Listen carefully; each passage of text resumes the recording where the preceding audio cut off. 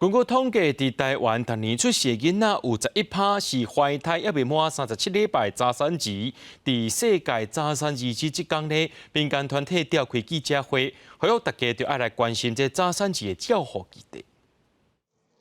那时候的感受是，其实我们没有像一般家庭对未来充满希望，我们只是觉得，如果明天我的小孩还活着的话就好了。李小姐的囡仔是25周就出世的早产儿，伫保温箱短2个月，儿童中重症病房1个月，即马健康成长到4岁。可能有点过动，然后也是有一些低张力，就是比较容易跌倒。可是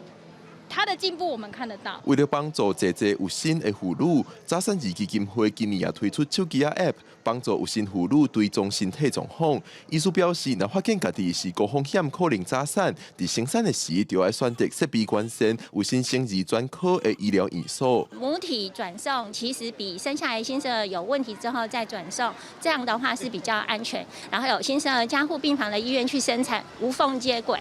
那所以整个住院期间就是解决这个急性问题，后续的需要追踪的事情，然后成长到一定的程度就开始说，回家他们会担心说怎么照顾这个孩子。那有些孩子甚至有一点后遗症，回去还要追踪甚至复健。小儿科的单位发生经营上的困难，因为病人数不够多，所以经常没有办法维持一个重症单位的营运。试水官表示，为了解决少子化造成早产儿照护病院减少的问题，卫福部也当咧设计划，希望每个县市至少有一间24点钟通照顾早产儿的病院，预算也当咧向行政院申请当中。记者郭本条随台北报道。